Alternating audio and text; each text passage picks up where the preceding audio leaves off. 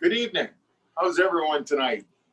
My name is Larry Falcon. I'm here with April Mason, and we will be doing our event this evening in regards to backcountry touring and how easy and safely it is to get involved with.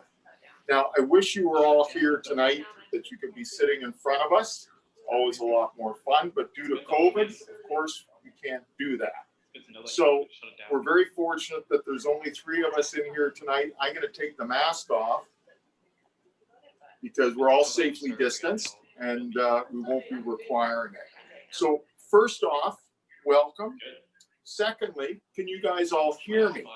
If you can't, if you wouldn't mind just typing into the chat function of Zoom, just to let us know if you've got problems with our hearing, and then we'll make necessary adjustments if necessary in that respect. But first and foremost, thank you all for joining us. I think you'll find this evening being very interesting. I think you'll learn an awful lot, and I really hope that you'll allow us to guide you into becoming very safe tourers in the backcountry. As I commented, my name is Larry Falcon. I've been involved with the escape route now for 10 years, and I've been a backcountry enthusiast for, I guess almost 40 years now. Now, it sounds like a long time, but I started early. I was very fortunate. I was boot packing my way around Whistler while I was well into my early teens, and continued that into touring. And here I am today talking with you. And over that whole period of time, I've been in the backcountry. Not once have I been involved in a slide.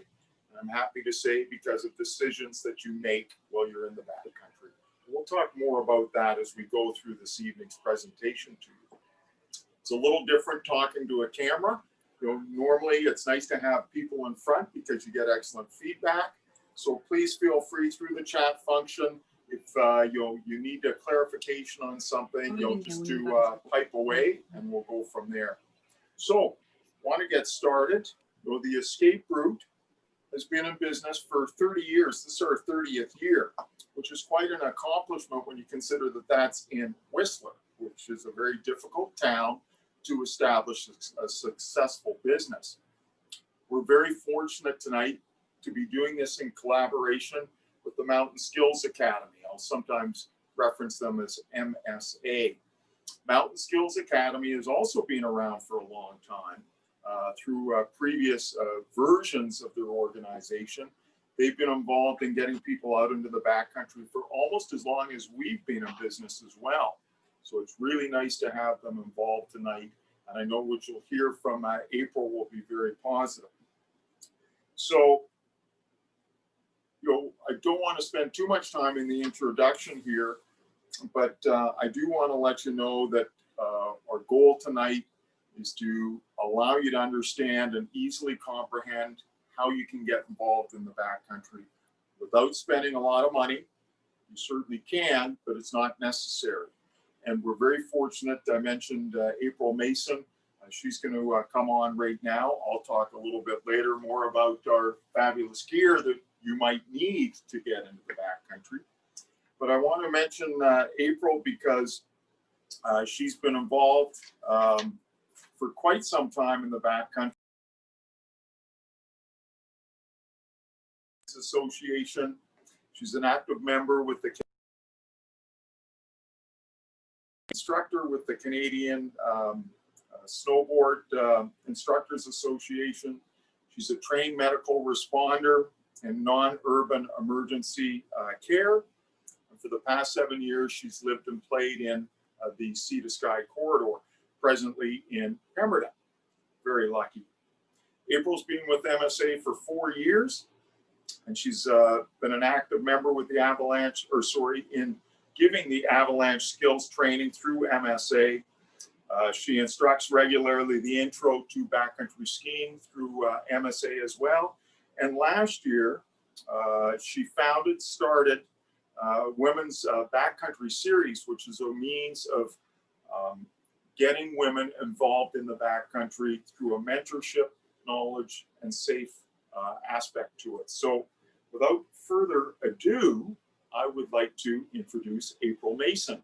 And please, you'll give her a big round of applause, even though we won't be able to hear it, but she certainly deserves it. April, over to you. Awesome. Hi guys, can everybody hear me? Can I get a thumbs up from somebody? Yeah, perfect. All right, so I'm gonna share my screen here with you guys. You're gonna have to bear with me. I'm not awesome at this stuff, but I'm gonna get better. Okay, so there we go. Awesome. So again, like Larry said, my name is April. I've been working with MSA for quite a few years now.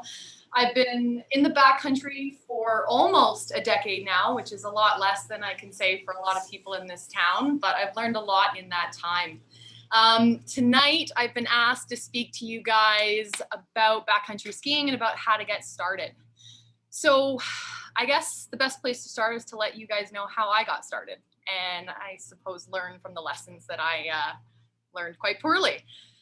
So backcountry skiing for me, I started in Chamonix in the Alps about 9 years ago. And my take on it was shut up, follow, and don't ask questions. And I can tell you that was the wrong approach to take. I ended up in a lot of not very pleasant situations and learned a lot of lessons the hard way. Since then, backcountry skiing has definitely evolved for me.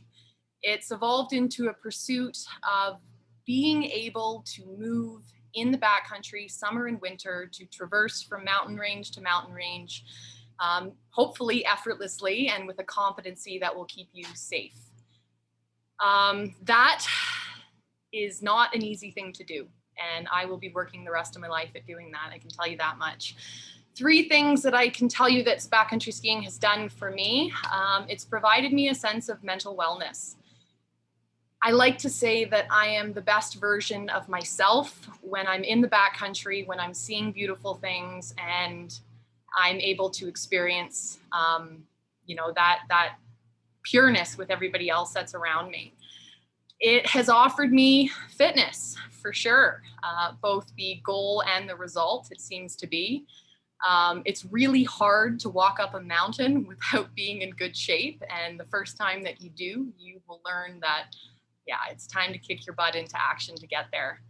And last but not least, a sense of exploration. My goal here living in the coast has been to have a thorough knowledge of all of the mountains within an hour of where I live, of where I can drive. That is to say that if I was on a particular mountain in a particular drainage somewhere, that without a map and a compass, I would know by landmarks what direction I could go to get home again. I'm still working on that pursuit, and I think a lot of people are. There's some questions that we're going to address here tonight. And I think that's the main theme, is that when you get started in backcountry skiing, you have a lot of questions. And the very first one seems to be, what gear do I need? There is an endless list, and as your skills evolve and as your pursuits become more complex, that list of gear will become more in-depth as well. Tonight, we're gonna start with the basics and try and get you guys to understand, you know, an easy way to transition into the backcountry.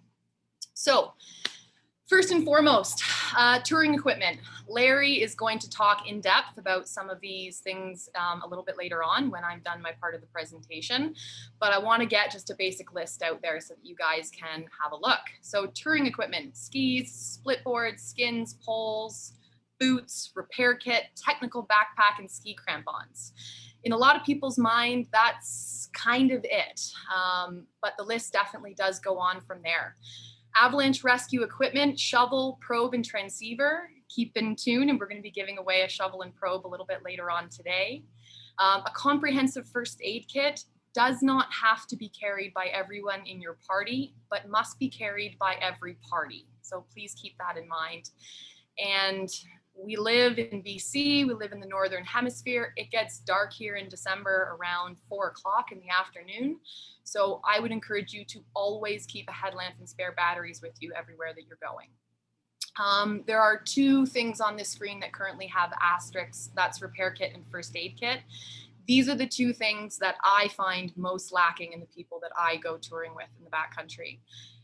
If you own a split board or if you own a pair of touring skis, you should have the basic tools and the basic hardware to repair that in the backcountry. I'm going to be definitely talking a little bit more about this as we move through the presentation, but I just wanted to get that out there. All right, what else do we have? Technical clothing, that's a big investment as well. Base layers, mid layers, ski socks, Gore-Tex, gloves. Okay, all of these things will cost some money, but I'll show you how we can cheat that system a little bit, okay? We also need to think about our navigation equipment. Map, compass is the basics, but it is, you know, modern times, and GPS, a phone, and even a battery pack is something that is going to be really useful to you in the backcountry.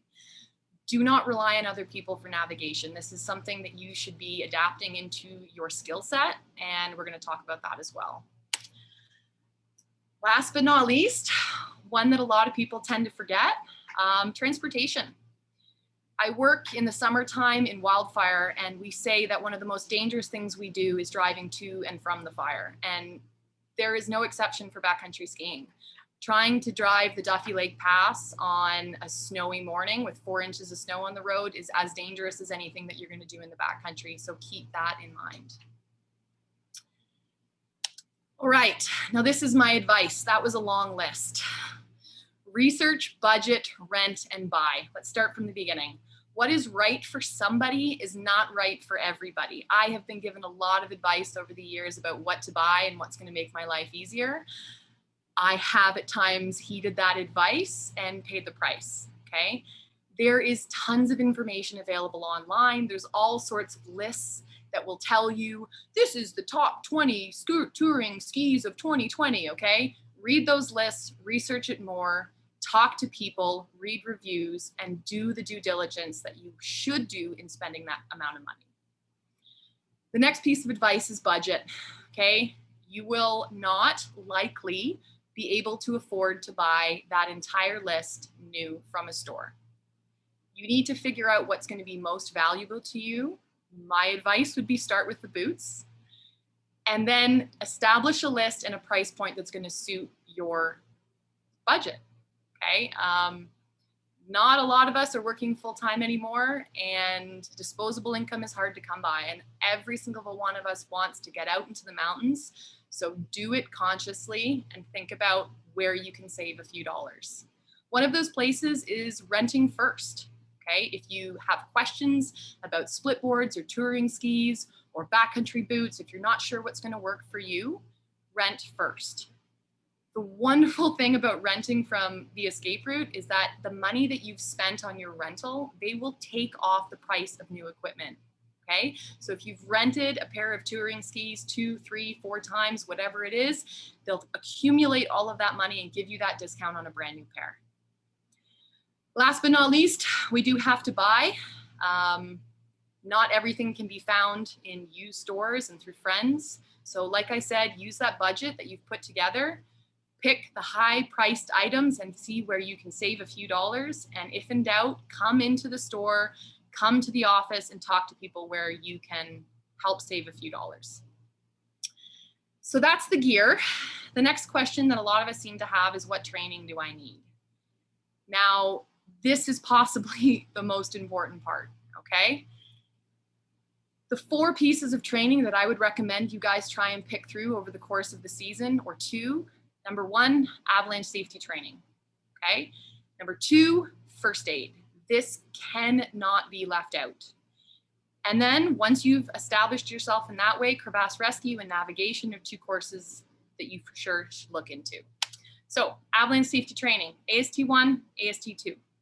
Your AST1 is a 2-day course. The first day is going to be in the classroom, learning about weather, snowpack, terrain conditions, how those factors contribute to the avalanche hazard, how to travel in the backcountry safely, mitigating those hazards, and yeah, how to ski a slope so as to cause the least amount of harm to anybody around you and to make sure that everybody is accounted for at the end of the day.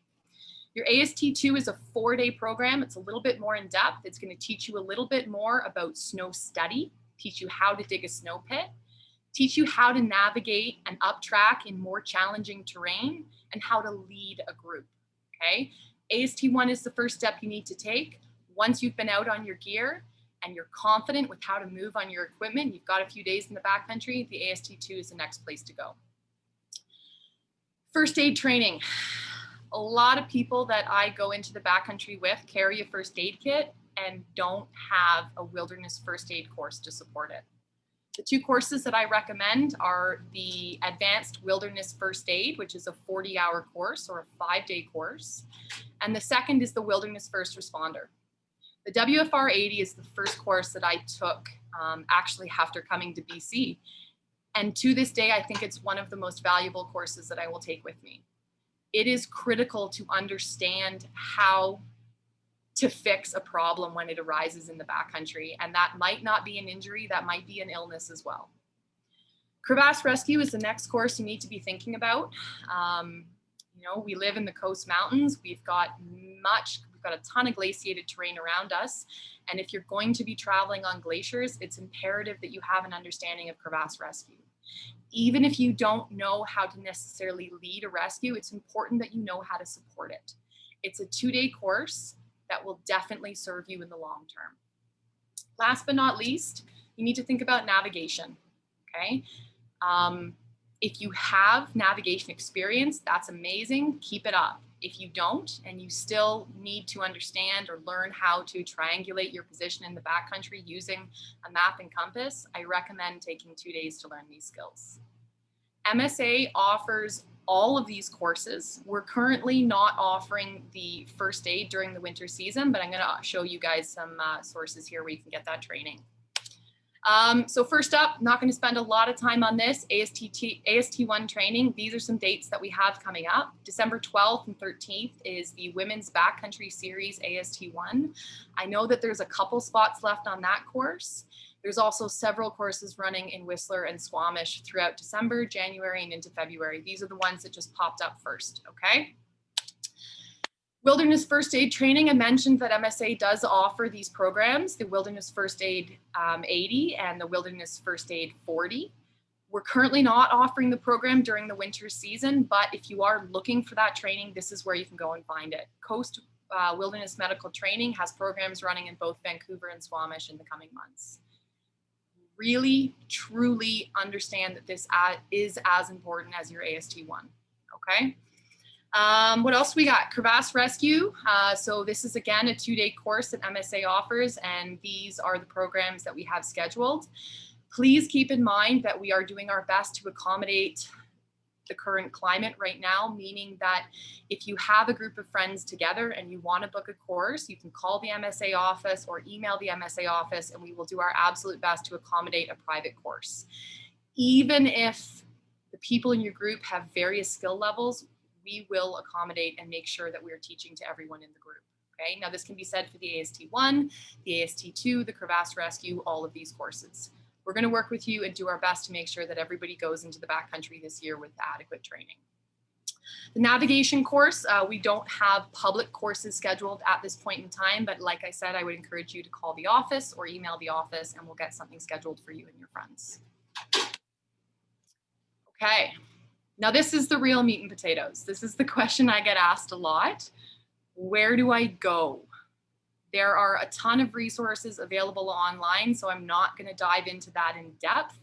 What I'm going to do is answer some pretty simple questions for you. When I think about where to go, when I teach trip planning in an AST1, there's kind of 4 questions that come to mind first and foremost. Okay? What's the forecast? What is the snow telling me?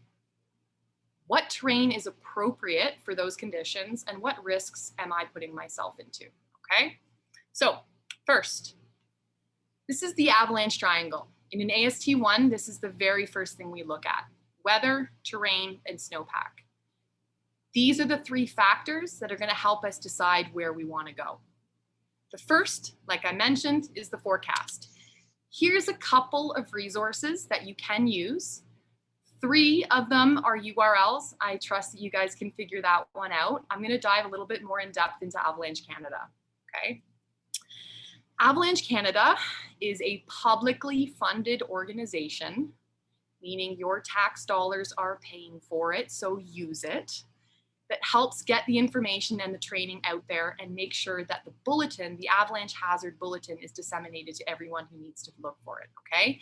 So what you're gonna do is you're gonna go to avalanche.ca, You're going to go to backcountry resources and you're going to click on mountain weather forecast. Okay. What you do when you do that is you're going to find this. It's going to give you a multi-tiered, multi-day breakdown of what the weather is looking to do over the next couple of days in our local region and throughout BC. Now, unless you're a weather buff, they're going to use some terms that you might not be familiar with, which is why they have this handy tool, Weather Glossary, on the left-hand side at the bottom. Anything you need to know about the weather will be there, broken down and easy to understand.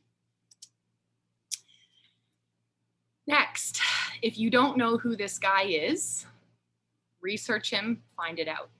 John Baldwin has put tracks across every inch of the Coast Mountains and a lot of parts of British Columbia. And he's put an easy list together, weather resources and otherwise, for you guys to use.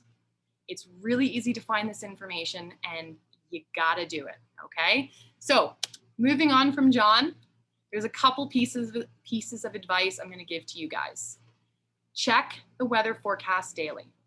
I don't care if you're skiing the resort, if you're staying home, whatever it is, check the forecast daily, check the avalanche bulletin daily, and keep a journal. This is going to help you understand the patterns that are evolving over time. If you neglect to check the forecast and come mid-January, you decide you want to go backcountry skiing, there's going to be a ton of information missing. Okay. Now there will be some tools that I'm going to show you here in a second to help fix that knowledge gap. But by keeping a weather blog or a weather journal daily and an avalanche bulletin journal daily, you're going to save yourself a lot of time. The next question that I ask myself in deciding where to go is, what is the snow telling me? This is not an easy question. This is something, an intuition that will evolve over your entire career in the backcountry. But I'm going to try and show you a few sources here. So again, back to avalanche.ca. When you go to avalanche.ca, this is the very first screen you're going to see. It's British Columbia broken up into various forecast regions. Over here on the left, we have the Coast Mountains, Coast Mountain Forecast Region, sea to sky, and over on the right, we have the South Coast Inland. So South Coast Inland is going to be more applicable if you're looking to tour in the Duffy or up north of Pemberton. Okay. The bulletin is not currently being published, not until November 25th, which is why on the screen, you're going to see those black diamonds. Over to the right of the screen, you can see that in the Rockies and across the Alberta border, they are forecasting already. You click on those icons and the bulletin is going to pop up. Now, the bulletin is challenging to read if you haven't taken an avalanche course. There's going to be a lot of terminology that will be a little bit mystifying to you. So this is what we're going to do. We're going to go to avalanche.ca. We're going to click on Learn. And then we're going to click on Glossary. Okay, another piece of information to help fill those gaps. In the glossary, they will have every complex avalanche or weather term broken down easy for you to understand, including diagrams and links to other sources. Please, please, please use these resources to your advantage, okay? Now in the bulletin as well, when you click on that diamond and you get the colors and the terminology and all of the avalanche problems that are present that day, there is something missing, okay? And that is the history. Like I said, if you've taken an avalanche hazard journal or a weather journal over the course of the season, you're going to be able to fill in those gaps about what's been happening up until that time. But let's say, for instance, I want, wrong screen. Let's say, for instance, I want to go to Revelstoke and I haven't skied in Revelstoke and the travel bans have been lifted and we want to go skiing. So what I'm going to do is I'm going to go to avalanche.ca, click on backcountry resources, and then click on this little gem, Forecast Archive. The Forecast Archive is going to give you every avalanche bulletin for every forecast region in British Columbia for years up until this point, okay? So if you arrive in another forecast region into the season, go to Forecast Archive and scroll back through the bulletins and you'll be able to establish a pattern. The next piece of information that's available to you on this wonderfully publicly funded website is this, okay? So these are the user input trip reports. So on the map here, you can see that I've selected a little blue icon. I can see that it's on the northwest corner of Garibaldi Lake. And the information at the top indicates to me that this trip report was submitted by CAM on November 21st on the south face of Black Tusk. What this trip report tells me is that they observed wind loading on southeast slopes in the Alpine with approximately 50 centimeters of snowpack. 80 centimeters of snowpack existed in the meadows with a crust down about 25 centimeters. This is good information to understand what the composition of the snowpack is, but what this means for your avalanche hazard will come with your avalanche safety training course. Okay, we're going to spend an entire day understanding the composition of the snowpack, the weather that contributes to that layer formation, and how these layers can become a hazard to us. Okay. So that's a lot of looking at websites. I understand that. The next question that we're going to talk about is what terrain is appropriate. So what terrain is appropriate for somebody that is just starting out is actually a really simple question, okay? You are looking for simple terrain. Now this is an official definition. It's called the Avalanche Terrain Exposure Scale. This definition of simple terrain helps us understand that we can go into the backcountry and we can use backcountry terrain, and simply by the choice of that terrain, help minimize our exposure. So what are you looking for? You're looking for low angle terrain. You're looking for primarily forested terrain, meaning you're probably not going to be skiing big open alpine slopes. Avalanches are possible in this low angle terrain. Avalanches are possible in any terrain. But what this definition tells me is that in simple terrain, avalanches are infrequent. And there's many places that I can go to reduce or eliminate my exposure from this hazard. So what does simple terrain look like? It looks like this, okay? Low angle, primarily forested terrain, lots of places where I can learn to set up tracks, where I can get used to my equipment, where I can dig preliminary pits if I want to with somebody else. Lots of places where I can hang out and have lunch and I will not be affected by avalanches, okay? This is where you're gonna start. It will get more challenging. The issue of where to go will become more challenging as you move on in your backcountry career, okay? We're gonna use the questions that we discussed earlier to help assess that terrain. Okay, what are the risks?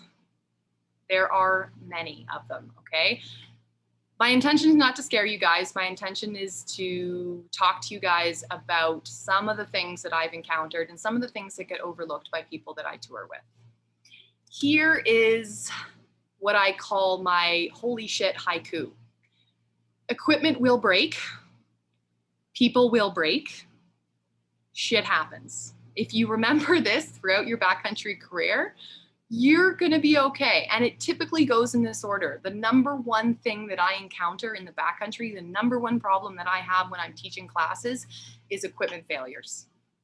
Whether that's a skin that doesn't stick or a tail clip that broke or my binding won't go on because it's jammed with ice, whatever it is, equipment failures will happen.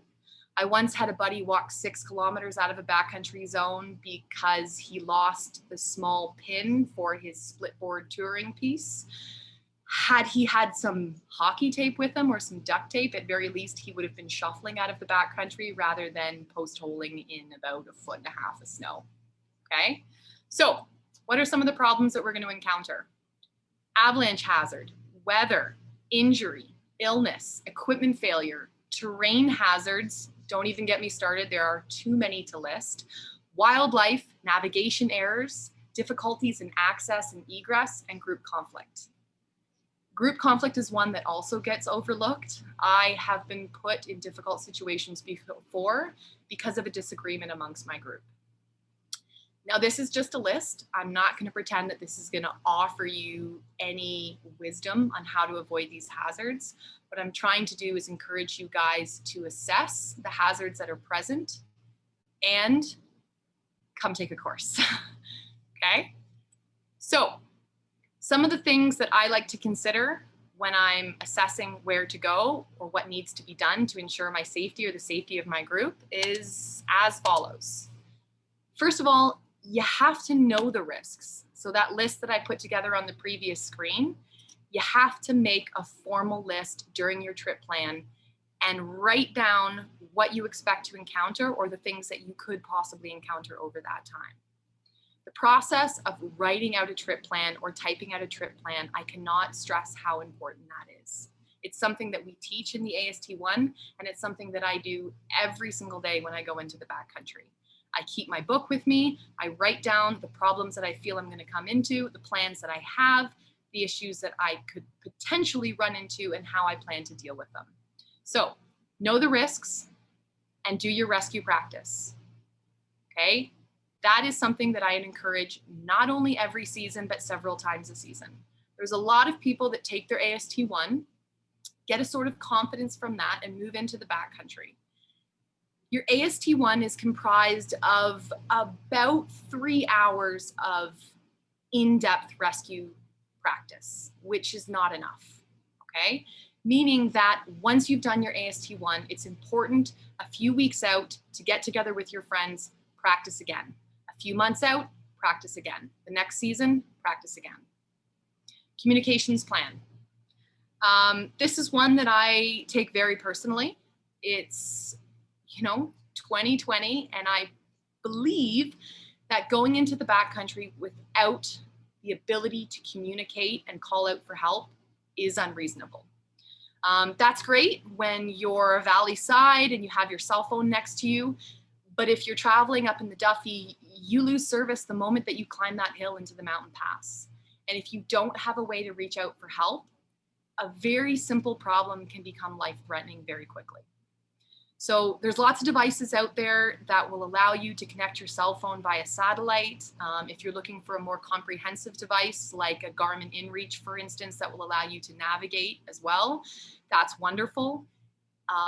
But please, please, please consider that you must have a communication plan when you're out in the backcountry, because things will happen. And sometimes those things are simple and can be resolved with a roll of duct tape. And other times, you might be talking about a broken arm or a broken leg.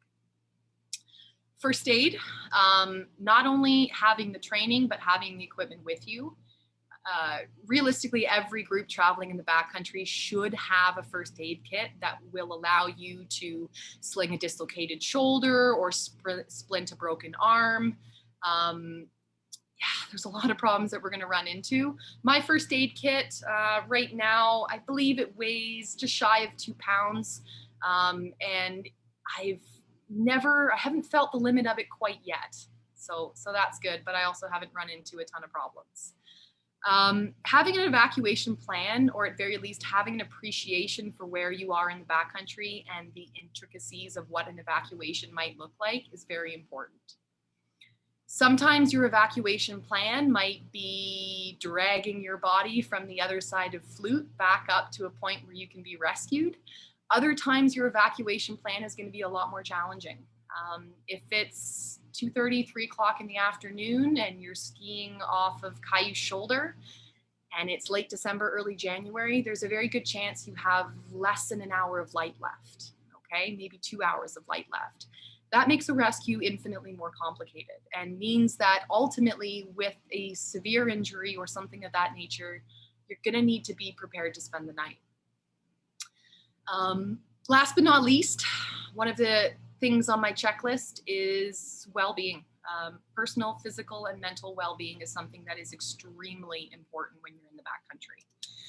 What I mean by that is that your ability to make decisions if you are hungry, dehydrated, tired, or cold is impaired. And by impaired, I mean, yes, it's as bad as drunk driving. If you have only slept a few hours that night and you haven't had enough to eat and you're already reaching dehydration, and like I mentioned, it might be 3 o'clock in the afternoon and your friend gets hurt, your ability to help them out is going to be reduced. So always, always protect your well-being. And if you are going into the backcountry with people and you're not at your best, I would recommend letting them know that. Good touring partners are going to help you out and keep an eye out for you. Okay. Who should I go with? This is probably the number one question that I get, to be quite honest. For people starting out, it's challenging. It is really challenging because a lot of people will not go into the backcountry with you unless you've done basic rescue training, unless you've taken an AST1 and you've demonstrated those competencies. So my best piece of advice on who you should go with is the most experienced, knowledgeable, and passionate person willing to go with you. Simple, right? Not so much. Okay, so how are you going to convince these people that do have experience and knowledge to offer to go with you? I took some time, did some research, tried to be very witty about the whole thing, but ultimately I came across something online that I think summed up everything that I needed to say. There was an article from Teton Gravity Research a few years ago called 5 Ways to be a Great Backcountry Ski Partner. And they hit the nail on the head. So first and foremost, my recommendation is to do your homework. And what I mean by that is check the weather, read the bulletin, dial in your gear, understand the complexities of the terrain that you're going into, and be in shape and ready to perform in the event that you need to, because sometimes things don't always go as expected. Second one, shut up and listen. What I mean by that is there's a lot of things going on in the backcountry that require a little bit of focus and concentration. To those of you who enjoy, walking into town with their headphones in, that's great. I don't recommend walking up a skin track with your headphones in. There's a lot going on underneath your feet and a lot of subtle nuances of the weather that day, things that are changing, evolution in the snowpack as you climb in elevation that you need to be paying attention to. The other side of shut up and listen is, if you've been lucky enough to be invited into the backcountry with somebody that has a bit more experience than you, it's time to pay attention, okay? 3, I don't need to go into number 3, bring good snacks, okay?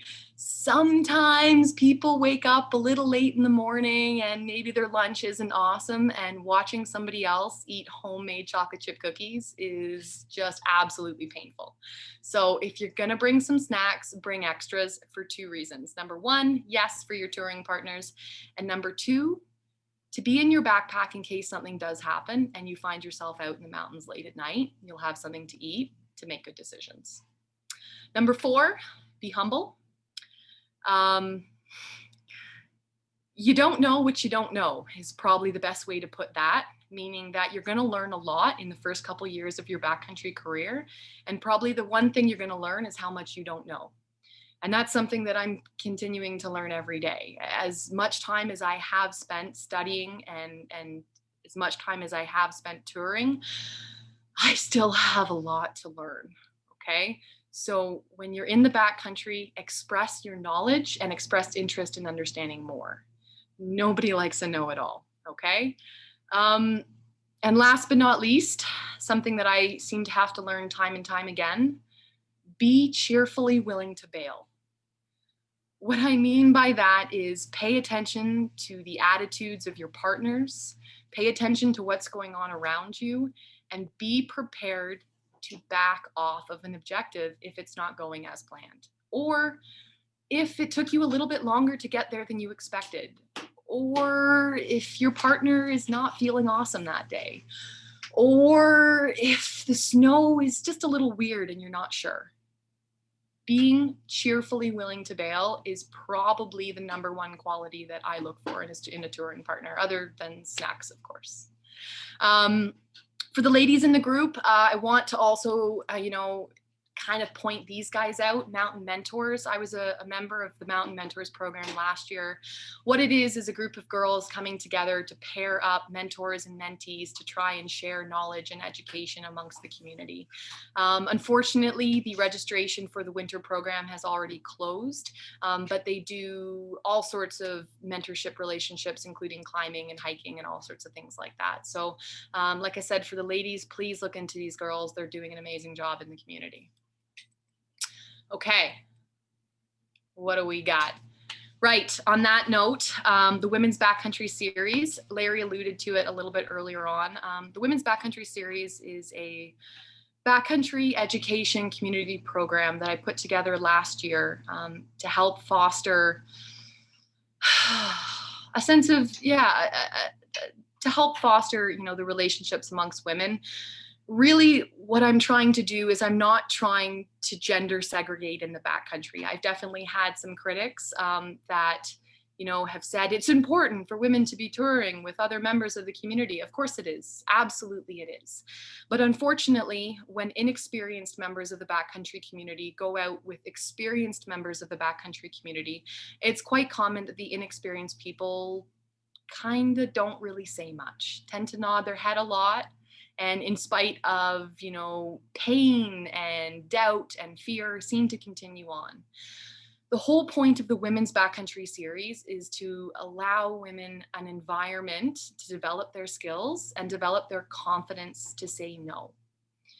So realistically, I want women to be strong members of the community, and I want these girls to have the power to say no if they feel uncomfortable or to ask questions if they feel unsure. There's been a lot of good that's come from the program so far, and I'm looking forward to having it keep going for this season. I've got a couple dates upcoming. Saturday, December 5th is my first intro, the Introduction to Backcountry Skiing Splitboarding. What the intro is, it's a one-day course that just kind of gets your feet wet.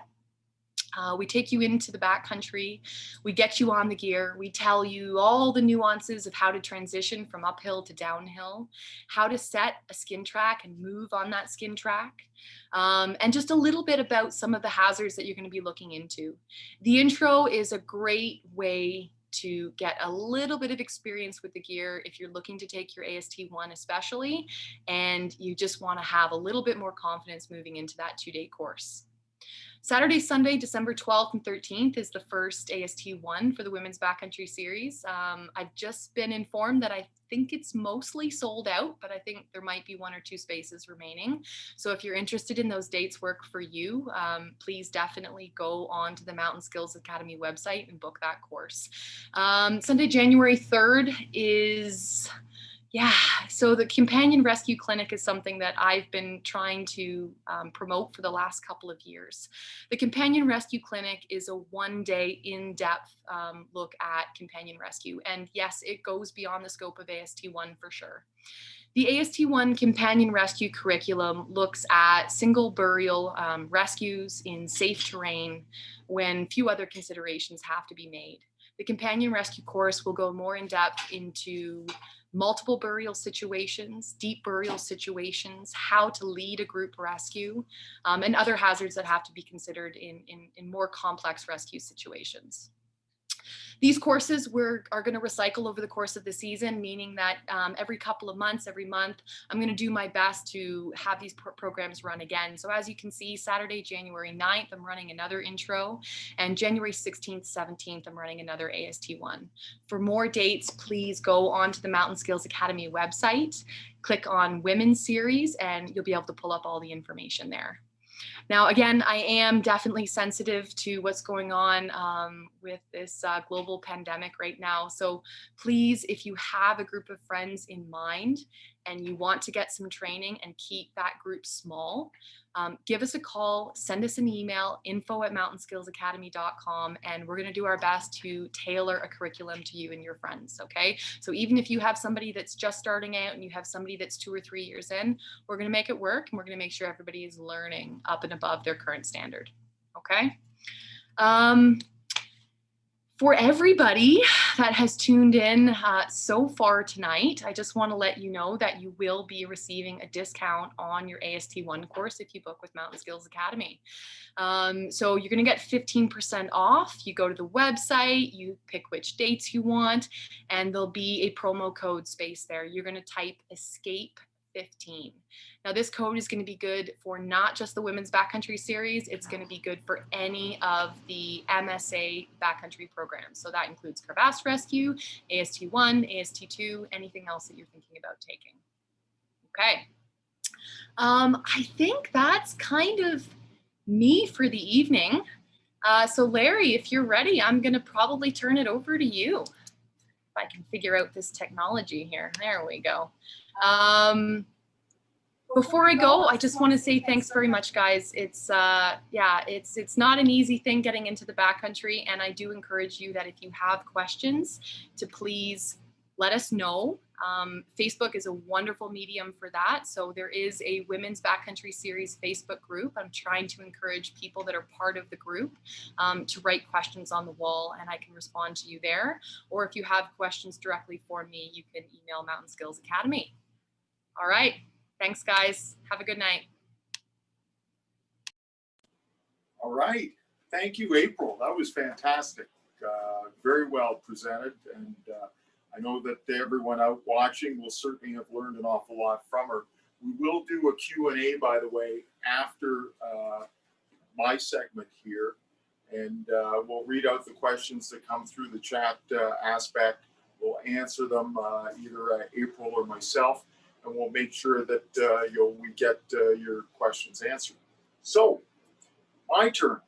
So I'm back here. I want to talk to you about, of course, products, how easy it is to get involved with backcountry. But first and foremost, I just want to comment a couple of things. We have 2 stores in town. We have the Escape Route store here in Marketplace. As you can see go behind me, we focus on the retail aspects of the products, whether that is the basics of getting involved in the hard goods, boots, bindings, Avi gear, touring, skis, backpacks, also soft goods or clothing, base layers. And then we have the Escape Route Alpine Demo Center. And that is located, for those of you that don't know, beside the entrance to the Keg, Brandy's Bar, if you guys have ever been there before. That's where we do all of our rentals and demos of all of our gear. So pretty much everything that you see here, we rent at our Alpine Demo Center. And that's where you can go to get all of your touring gear, as well as camping, whether that's winter camping, hut camping during the winter months, if you want to explore a little bit more in regards to what you can do in the backcountry. We're fortunate to have a lot of free huts throughout BC, and they're a lot of fun to take advantage of. Now, let's talk more about touring. So we'll kind of get into the nitty-gritty. Most people, when you talk touring, they envision beautiful, deep powdered snow and not a track in front. And I can say that that is definitely what enticed me into it out of the gate. So powder is my drug. And when it comes to touring, I don't want to see a track in front of me. Now that means sometimes that I need to walk that little extra distance to get it, but it's well worthwhile. Interestingly though, the more you spend doing touring, the more you realize that there's the adventure aspect that actually keeps you wanting to come back. So definitely, powder's a great draw, absolutely phenomenal. Nice to be able to get 2,000 foot descents without a track in front of you. But it's what you can do with touring that also really kind of locks you in long term, because you don't have to go out and tour for 4 hours to get that high peak off in the distance. Really nice thing about touring is you can do a little simple tour out to the top of Flute or Obo, one of our local peaks, and have a picnic on a beautiful sunny afternoon. It does not have to be something hard. And when we first get out and start touring, it's really important to realize that you want to get out and have some fun. Build an adventure around it. Make it enjoyable for you. You don't want it to be a forced march. That'll come as you get more and more involved in it. And you definitely will end up being more and more involved in it. So let's talk about gear. To get into backcountry skiing and or splitboarding, by the way, I should comment that of course we do both. And so when I talk about skiing, I'm really alluding to both splitboarding and skiing. There's a few things that you really need. Out of the gate are your avalanche safety gear that's really important. And what I'm talking about is transceivers, probes, shovels, and to a strong degree, avalanche airbags. And we'll touch upon that in a little bit. So what's a transceiver? I'm just going to step over here. Transceivers are devices that is an absolute necessity for you to go out into the backcountry. We rent them, very inexpensive, but it's really something you should never go into the backcountry without, because if you do happen to get into trouble, get involved in a slide, these are going to save your lives. And what they do, for those that don't know, is that they send a signal out that allows people to switch their transceiver, if you were to get involved in a slide, to search for the signal that is putting out. Transceivers, by the way, should always be worn in the chest harness. The reason why is that when someone is digging out a burial person, they're digging to where the transceiver is. If you are wearing it down in the thigh of your pant, that's where they're going to dig to. The problem is our mouth is not down at the thigh of our pant. It's up here. So if I can offer any insight, please use the chest harnesses that they come in and not in the thighs. Now, there's a variety of different makes out there. And they do range in price point based on whether it's a professional version or what I'd like to call a consumer version. Consumer versions are very easy to use. All transceivers nowadays run on the latest frequency, 457 megahertz, and they all have really easy to follow LCD screens. And these screens allow you to follow arrows that guide you to the placement of the burial. So very important. It's much like a helmet when you'll ride a bike or motorbike. If you have a 10-cent head, buy a 10-cent helmet. Certainly, this is one area that you should not buy the least expensive on the market, because they do impact the range that they pick up the signal from. And the further away you can pick up a signal, the faster that you can get to your friend and dig them out and save their lives. So there's a variety. We sell, of course, black diamonds, we sell mammoths, we sell BCAs, trackers, and they're all fantastic. They make it very easy. The last thing on transceivers I want to tell you about, this is also very key: practice, practice, practice. The more comfortable you are using a transceiver and using it to search for someone who's been buried, the easier it will be when and if it actually happens. I've been very fortunate. I've never been involved in an avalanche.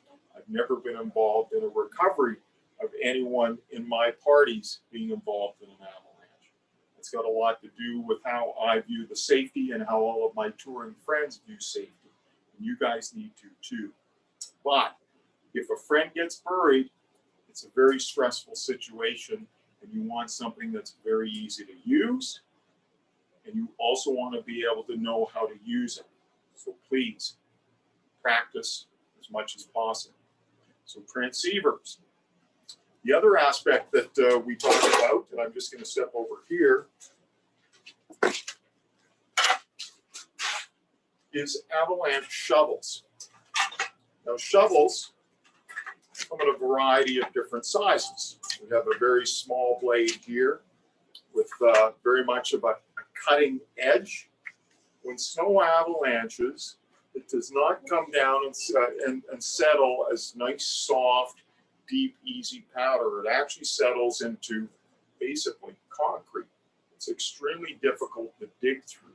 So you want to make sure that your shovel has a metal blade on it. You can still buy plastic blades. I would highly not suggest it. There's also, as you can see, differences in the size of the shovel themselves. So if you are smaller in stature, please buy a shovel that's got a smaller blade. The reason why is it's going to move less snow with each shovel full. you've got bigger, more muscular back, you can certainly go to a larger blade. This will allow you to move more snow. But if you're using a big shovel blade and you're a little smaller in stature, you're going to tire very quickly. And the way that we want to see people dug out of avalanches nowadays is a very fast motion where we're literally scooping as fast as we can that snow behind us to where someone else is then moving it behind them and down what we call the conveyor belt system.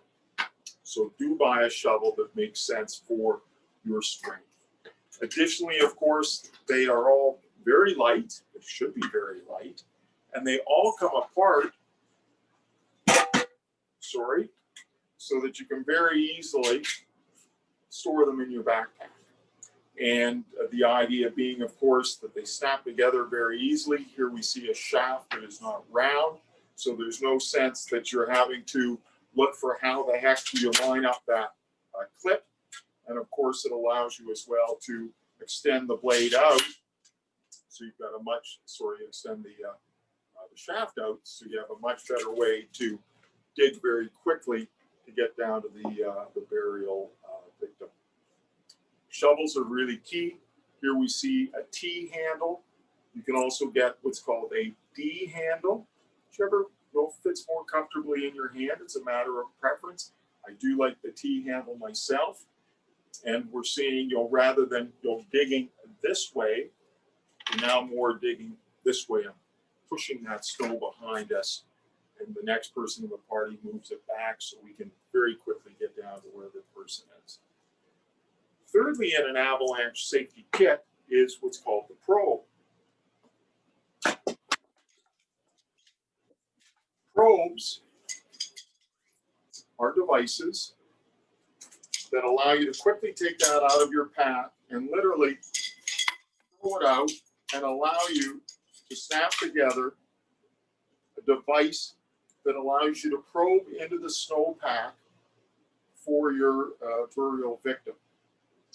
Probes come in different sizes. You can get as short as 240 centimeters, and they go all the way up to 320 centimeters. Because we live in a coastal area, we tend to get a lot of snow, and our snowpack is a lot deeper than what we would traditionally see in Europe. I would highly recommend that you always get the longest probe that you can. The reason being is that as we're probing the snowpack, our snowpacks can easily get above 300 centimeters, and there's nothing worse if you're running a 240 centimeter probe. Each time you go to probe, you've got to bend down to push that probe as far down into the snowpack as you can. If you have a much longer probe, it allows you to do it more upright, hence it's a lot more efficient and a lot more effective in trying to find that person. So probes, by the way, come in aluminum or carbon. Carbon, of course, allows you lighter. It also allows generally for less deflection. Deflection being as you put that probe down through the snow, that it's not angling out on you. You want that probe to travel straight down to where hopefully the person is that's been buried. So the unfortunate aspect, of course, carbon, much like mountain bikes, the lighter everything is, the more expensive it is. And certainly that's the case with carbon probes. You can certainly buy a very good, inexpensive probe that's aluminum. It will be very effective. Might be a little bit heavier, but we're talking grams, not pounds. And so don't be afraid. Buy something that fits your budget. I think that's really important. That's also the case whether it is a shovel. The transceiver, as I mentioned, you'll definitely look at another aspect of being, afford what you can. The better it is, the easier it is, the faster you'll be able to locate your friends or friend if they happen to be buried. So those three items should always go out with you anytime you go into the backcountry. And I should comment, there's no such thing as slack country. You'll hear that term.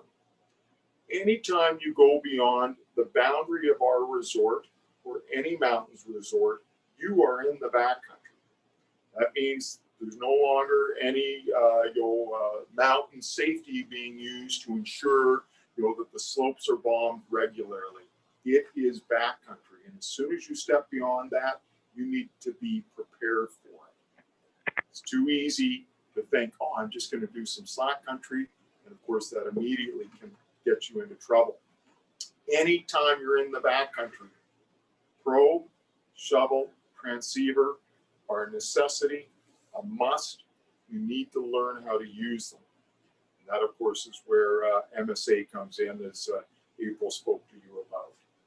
So those are the three main components of your avalanche safety gear. I talked about an avalanche airbag.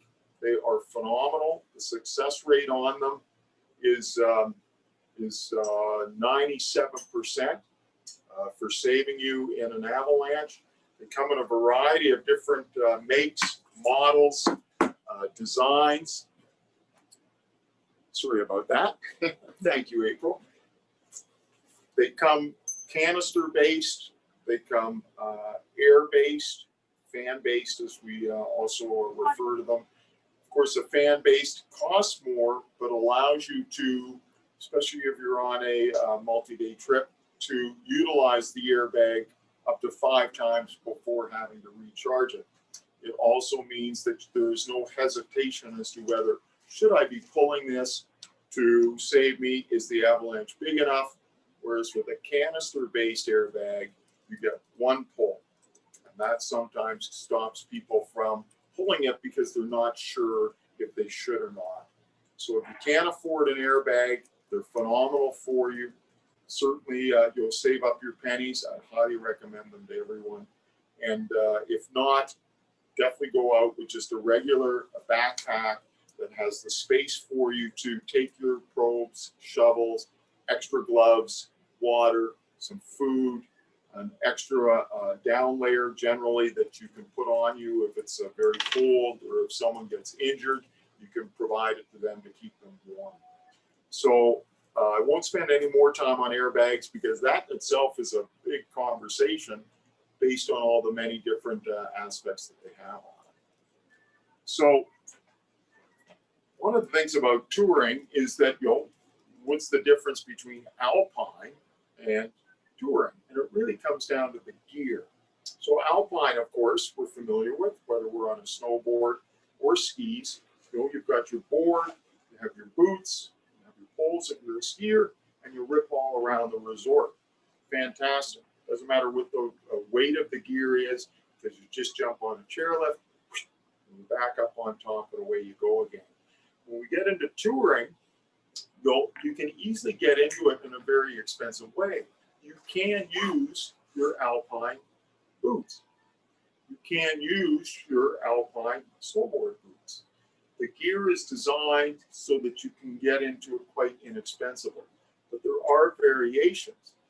When I first started ski touring, I was in my alpine boots and I used a product that was called Alpine Trekkers. Matter of fact, I've used them for 10 years. That's very old technology by today's standards, but it was very effective. And basically what it was is it took, I'll just pull this binding down here, it took this style of a binding, and what it was an alpine binding that you would you'd clip into your alpine bindings, and it had a lever on it attached to the bottom of your boot that allowed you to actually walk. Worked great. Nowadays, though, we have, in this case, what we call a rail binding. It's called a rail binding because we have, just let me pull this back, we have an alpine binding that's been built onto a rail. The advantage of the rail is that it allows you to wear your alpine boots and physically walk with your alpine boot and a binding that accommodates. It's a very inexpensive way to get involved in touring. You can pick these up used for very inexpensive prices, and it's a great way to get into the system, into touring. The downside to them is that each step you make, you're actually lifting up the binding. That's a lot of weight on the bottom of your boot, but it's a great way to get involved at an inexpensive price. You can mount them on any ski. It doesn't have to be a lightweight touring ski, just to get you out there and to enjoy it. The other nice thing, of course, it allows you to rip around on the resort. No fears. It's an alpine binding. The only downside is the weight, but it works very well. As we tend to get more into touring, we end up looking at different bindings, and we get more involved into what's called hybrid bindings. And then a good example of a hybrid binding is this. I will use this. This is the Atomic Shift. Also, it'll go under the name branded as a Solomon. And what it allows you to do is to use a tech boot. Tech boot is one that has the little inserts here that allow the pins of a tech binding to clip into. The advantage of pins is that when you tour, you're now just lifting the boot and not lifting the weight of the binding as well. So it's a really nice system because, as you can see right now, looks just like your everyday alpine binding, but you can easily convert it just by pulling this lever down. Now exposes the pins or tech pins, and that allows you to now tour uphill with a tech compatible boot. We have a lot of boots being manufactured now by the alpine companies that include those tech inserts that allow you to walk up the hill. So as you get more into it, the bindings have changed a lot. This is more what we would call a true tech binding or a pin binding. This will not allow you to use an alpine boot in it. It has to have tech compatibility. The beauty of it is that it's considerably lighter than those two versions that I've shown you, and it's extremely easy to use. You step into it and out of it very much like you would just a regular alpine binding. The pins close in on your inserts on the toe of your boot, and the heel, I'll just rotate this. The heel clips into these two pins here to secure you, much as you're secured on an alpine binding setup. The difference is that you do not have a cup on the back of the heel piece that holds down the boot. These two pins snap into the back of a boot. Use this one as an example.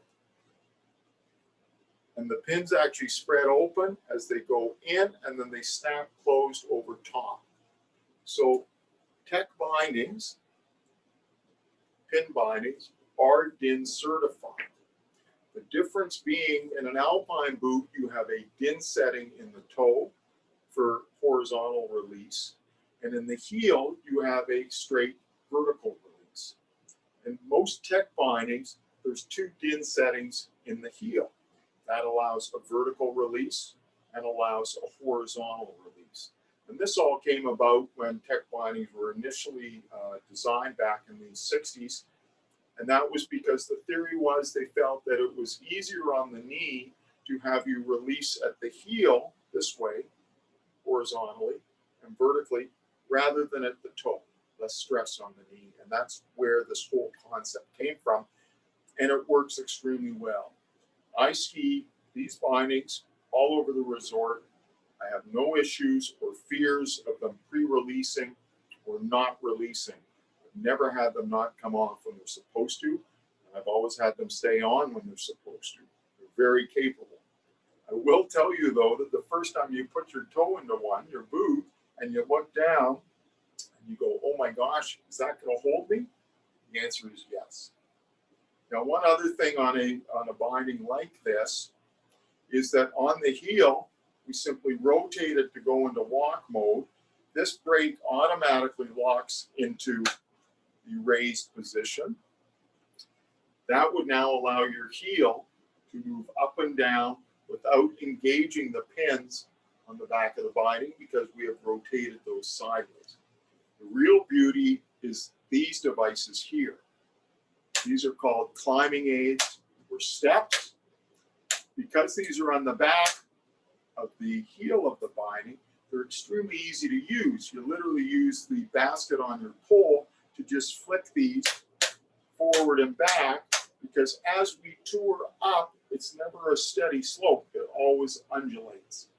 And if you can use your climbing aids easily, you will use them all the time, and that allows you to become a lot more efficient.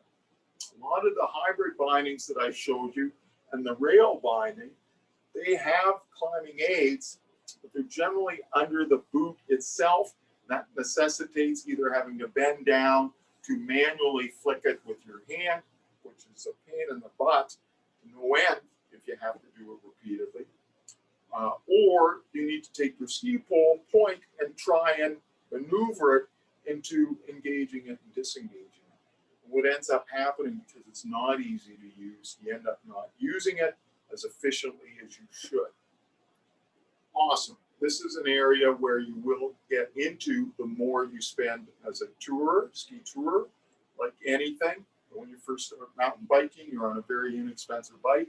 You start to enjoy it, you start to like it, you get a better bike. And before you know it, you're riding a $10,000 bike. Same with ski touring. With the bindings, the more you get into it, the lighter your bindings become, to the point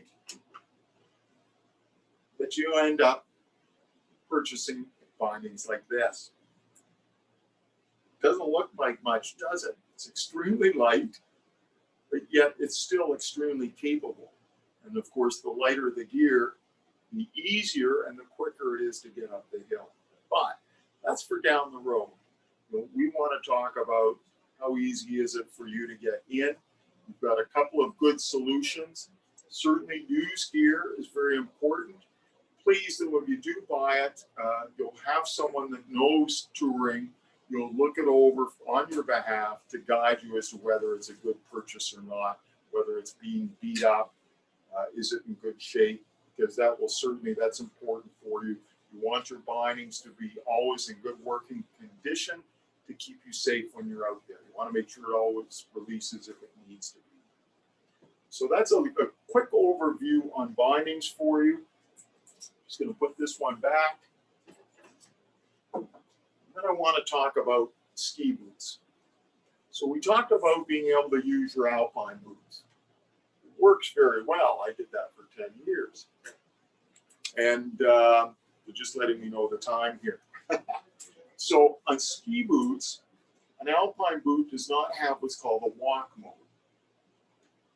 A walk mode is a device, a clip at the back, that unhinges the cuff of the boot so that we can now walk more casually as we would in a normal street shoe, rather than walking like a robot as we do whenever we're in an alpine boot.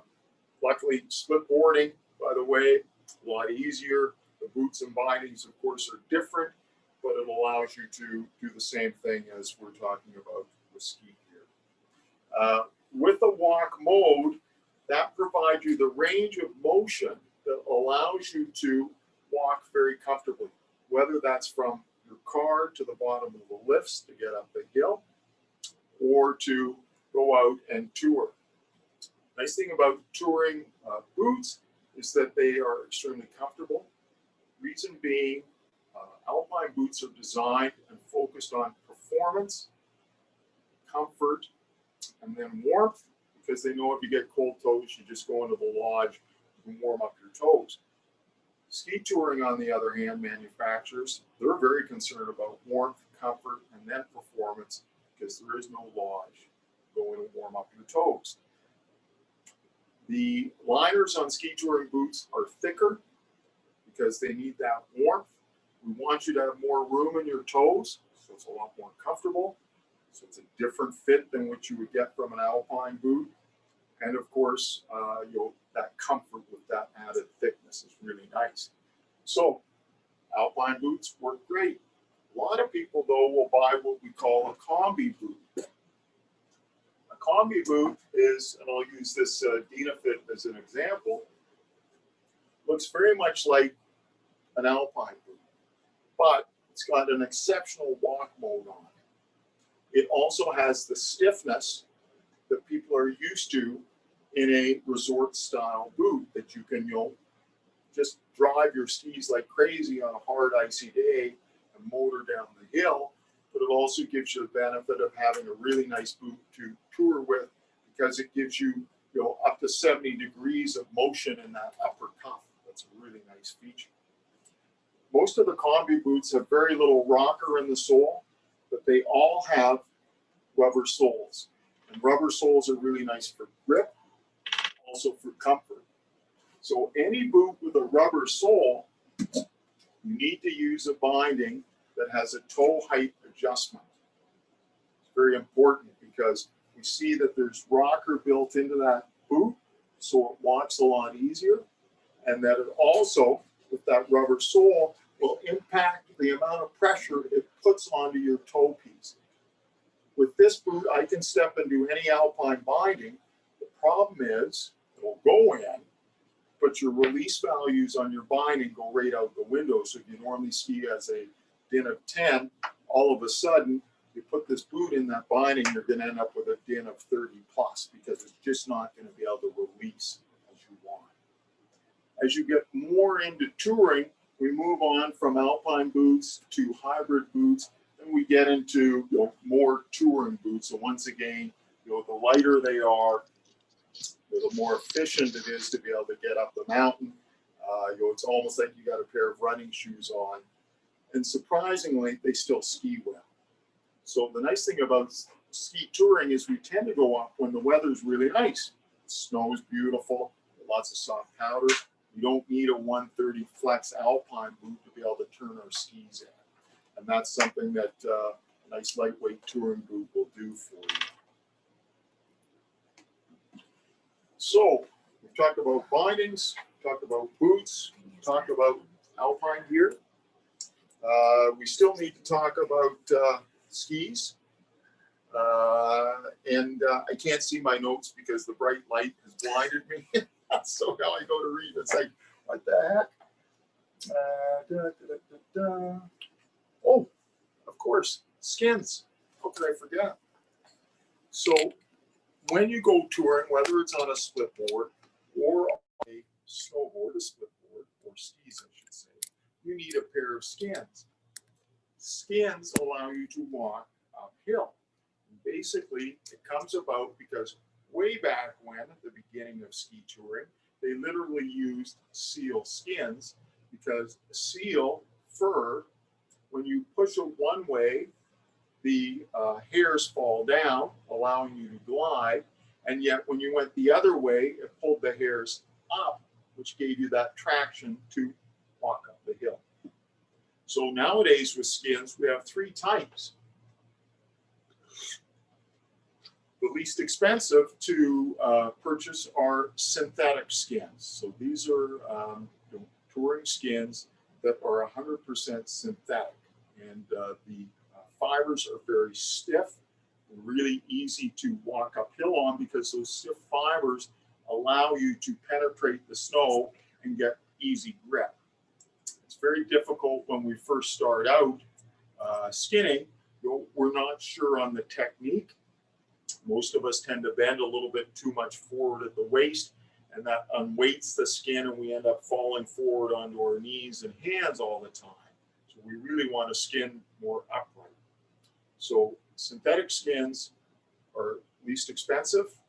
They also tend to be the heaviest and don't glide as well. You then go to what's called a Momix. That's where you'll get a skin and it's made 30% synthetic, 70% mohair. Mohair is an animal, and they use the fur of it to create a skin that is a lot lighter and gives you much better glide. So a skin, by the way, looks like this. We've got a glue on the back, and the idea of the glue is that this attaches to the base of your ski, sticks to it. So I would put this skin, this is my shovel clip, that just fits over the shovel. I put the skin on, and with a little pressure, it adheres to the bottom of your ski, and then you have at the very back your tail clip. And this clip will just flip over the rear of the tail of the ski, and that will hold it in place and allow you to skin up to the top of where you're going, at which point you will take the skin off.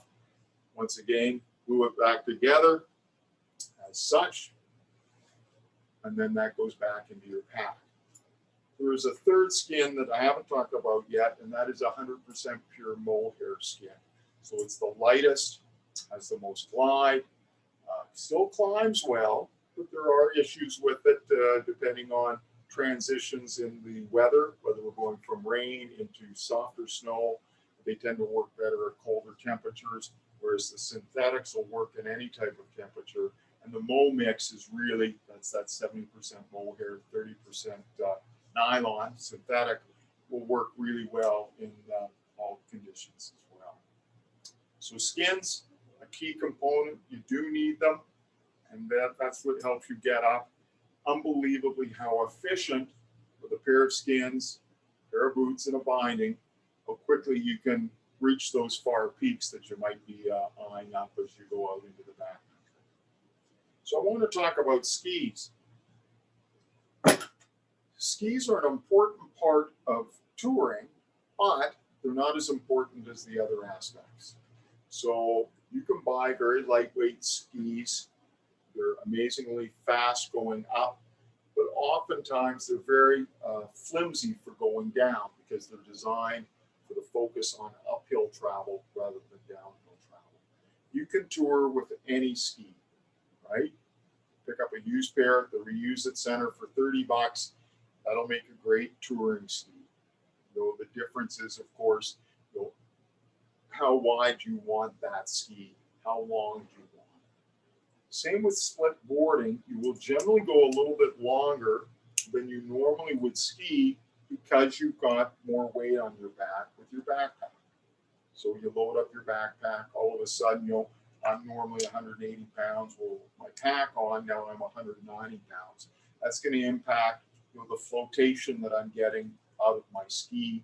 So sometimes we'll go a little bit wider. The average width of a ski, generally, in the coastal climates, we're looking at about 95 to maybe 112 maximum as a width underfoot. Going any wider, you're just gaining more weight, and you'll potentially, depending on the humidity of the snow, that ski becomes a lot heavier because the snow will stick to the top sheet of the ski, and all of a sudden, each step you're taking, you've got a pound of snow on top of your ski. So a good all-round ski between those ranges. As I commented, length go a little bit longer. If you're normally skiing a 176 centimeter ski, you'll jump to a 184 for your touring ski. Once again, I can get into details in regards to the skis themselves as to differences. There are lightweight touring. They're good all-around touring skis. So they're light, yet still stiff enough to handle crud and ice on the way back down. Also, you want to ski with a turn radius that fits your skiing style. Turn radius is another completely different topic to talk about, and I'm not going to get into that.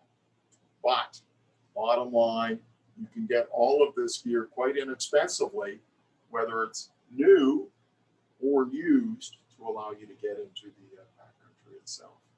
So that's what I wanted to talk about in regards to gear. How's my time, by the way, you two? We're bang on? Yeah, you have maybe 5-10 minutes. Oh, okay. So I've got a few minutes still to go. That's good. I want to talk about what is next on my list. And excuse me, I'm going to have a quick look here.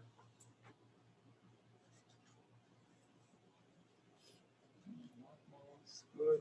Oh, we're at 8, so we're gonna go a bit over time. But Are we okay? But it's okay. You can get what you need. Yeah. So what I'm going to do is that I'm going to talk about something that we want to make available to you. The Escape Route is offering a 25% off cost for touring gear. We'd love to see you get out and try it. So between now and December 23rd, all of you are available to use our gear, to get out and try touring, go with your friends at 25% off that regular cost. There is a code that you will need to use. When you go onto our website at escaperoute.ca, you'll see a button, Rentals. You'll click on it. That'll allow you to go through what skis are available, what type of bindings, because we do both rail bindings for those of you with alpine boots, or if you want to try tech bindings, we also rent, of course, the tech boots. Adds a little bit more of a cost, but allows you to get a feel for what it's like to ski with the lighter weight touring gear. When you come, after you've reserved your product, you would then type in, there's a box for a code, and it's the code for you guys is called Try Touring.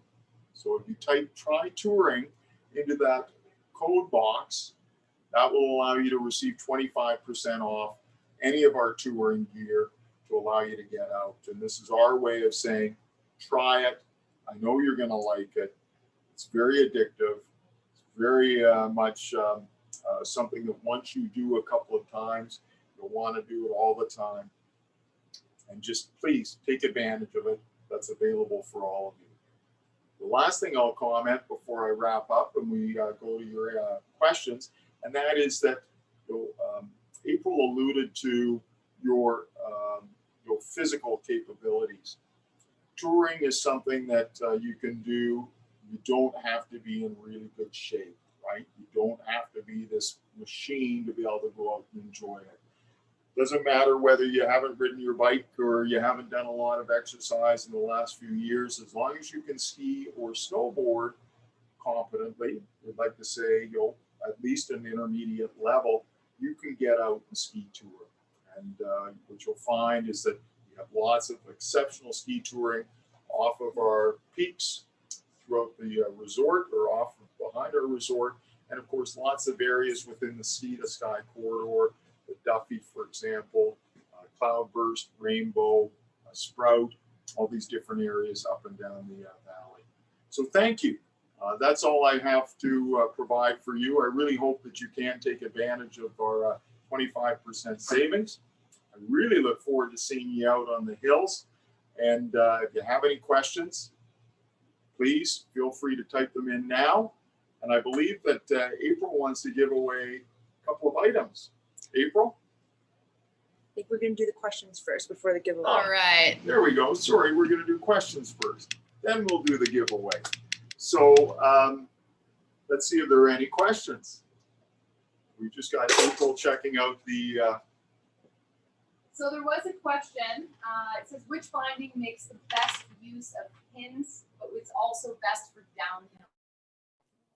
Okay, I don't know if you guys heard that. One of the questions was, what binding makes best use of touring and also downhill skiing?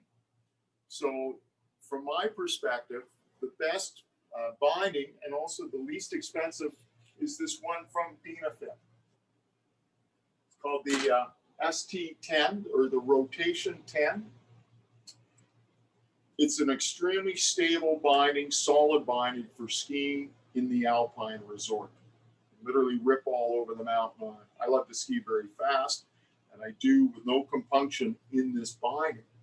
There are those combi bindings that I talked about, specifically, for example, the Atomic Shift or the Solomon Shift.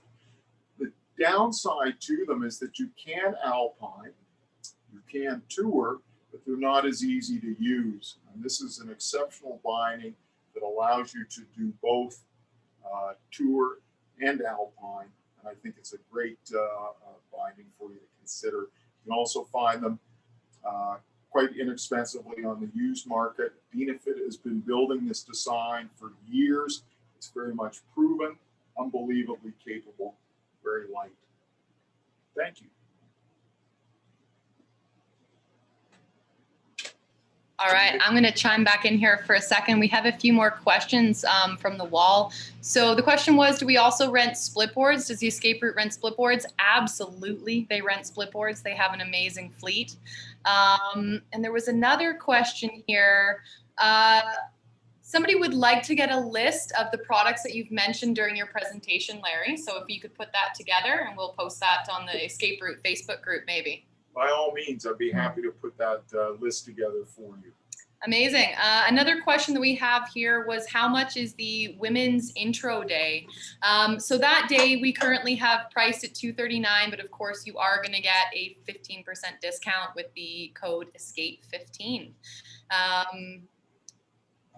How much is the AST1? If I remember correctly off the top of my head, the AST1 is $279. So again, that includes one classroom day and a field day as well. And we also have the option to extend that course. So if you want to take an AST1 plus for a small fee, we can add an extra backcountry day to that course and get you guys a little bit more experience on the skin track. Any other questions that we have coming in? Do you have intro groups that are not just for women? Absolutely. So if you go on to the Mountain Skills Academy webpage, I'm trying to see here. Let me follow the links. You're going to click on, let's see, where am I? If you click on ski, which is the icon on the very far left, and then intro to skiing and splitboarding, and that's going to pop up there for you. And like I said, guys, please keep in mind that we can do these days as a private, and in fact, we encourage it. Do you have, where are we here? Any more questions? People would like to see the slideshow. Absolutely. I can see if I can get the slideshow posted for you guys. Any other questions about gear? I know that Larry talked a lot about touring skis and touring boots. If you guys have questions about split boards, I'm definitely the person to talk to. I am technically obsessed with that stuff. I've had my trials and tribulations over the years. So please, if you have questions about that gear, let me know. I've just heard that split board gear is in high demand at this point in time. So definitely do your research and get on that, guys, sooner rather than later. Are there any questions right now about differences in split board bindings or anything like that that I can answer for you guys? Any resources for split board reviews? That's from Mike Vert. I don't have anything off the top of my head, but Mike, I will put some resources together for you and get back to you tomorrow. I'm gonna write your name down, Mike, so I don't forget. And maybe I'll put those reviews up on the Mountain Skills Academy Facebook page. Okay, Mike? What else? How much variety of split boards does the Escape Route have? So last year, I remember that you guys had Arbor, and what else were you guys hosting? We did G3, Arbor, Spline, and shoot, I'm missing a brand. G3, Arbor, Spline, and Brain fart. So, is this all going to be on your website? Yep. Okay. Yeah, so they'll have the full list of resources on the website. Another question from Alex. Sorry, not regarding gear, but any chance you could send us the full show if you did record it? Absolutely. So we have recorded the whole show, and we're going to post it on, I think, the Escape Route webpage. To be announced. To be announced. Maybe our YouTube page. Maybe the YouTube page. Okay, we're going to figure that out, but we definitely have recorded it, and we'll get that to you. We'll make sure we have the information out there for you. What kind of group size would make it worthwhile doing a private AST1 with friends? So the price of a private AST1 is standard. Let me pull that up here for a second, just so I am speaking the truth here. So AST1 Whistler, and I'm gonna go down, private course, book now. Here we go. So the price for a private course is $13.99 for an AST1, and that's 2 days. So the difference between a public and a private, the big difference really is that we don't have to pay for a classroom with a private course. So if you guys have a location where we can do the classroom session, it actually makes it a little bit cheaper. So I think for 6 people, it actually ends up being more affordable than doing a public course. So like I said, we highly, highly encourage the private courses. Are there specific liners that would save your feet from the cold? Definitely. Larry has something to say about that. Hello. Oh. There are definitely liners that you can get. Intuition, which is a Vancouver company, makes tremendous liners that we can use to put inside an existing alpine boot to make it considerably warmer and much more comfortable. Generally, you'll find, by the way, most of the liners that you buy in touring boots right now are, as I commented, extremely warmer than what you would get in an alpine boot because they run a much thinner liner based on their focus on performance. But Intuition, awesome liners, very inexpensive, $199, and that gets you a variety of different liners depending whether you need low volume, high volume, medium volume.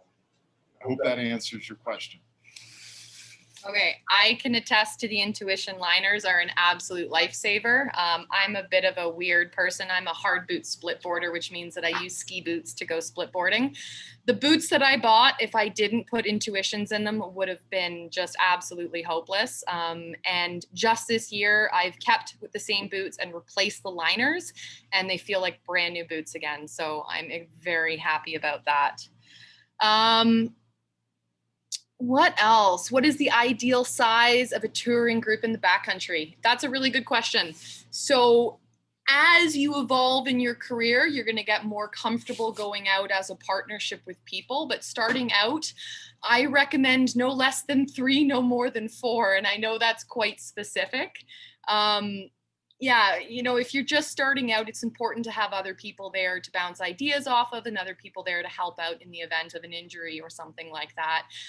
Any more than 4 people, what I say in an AST1 is that if you have a group of 4 people, about 2 to 3 people end up making the decisions. If you have a group of 6 people, about 2 to 3 people end up making the decisions. If you have a group of 25 people, about 2 to 3 people end up making the decisions. So keeping the group small, but not too small starting out, I think is really important. 3 to 4 is kind of the key in my opinion. Are you demoing touring skis right now, Larry? We are, I'll just quickly jump in. Yes, we are demoing and renting our ski gear right now. Not our whole fleet because we have some brand new, very expensive touring gear that we won't let out until we have a better understanding of what the snowpack is. Last year, for example, it was a very bad snow year at the start, and so we limited access to that high-end product.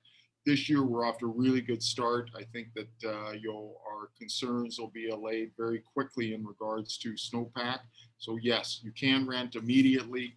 We do have AST groups going out this weekend in conjunction with MSA. And of course, a lot of their clients are renting their gear from us. Hopefully that answers that for you. Thank you. Okay, so we're gonna wrap it up here pretty soon. There's a couple more questions that I might want to address. I heard Scarpa boots are fairly soft. I have them right now, but I'm an alpine racer, so I'm just a bit concerned that it might be too soft when going downhill. Any suggestions or thoughts? Yeah, this is one for Larry. It's a great question, actually. I get it a lot, particularly from the people that are ex-racers, and of course we have a lot of those in Canada. So the Scarpa boots, they come in different flex patterns. So you can get a 110 flex or 100 flex up to a 130 flex. Flex patterns are a guideline. So one brand's 130 flex can be very soft. Technica, for example, versus say a Fisher's 130 was extremely stiff. So there are variations. Really that's dependent upon foot shape.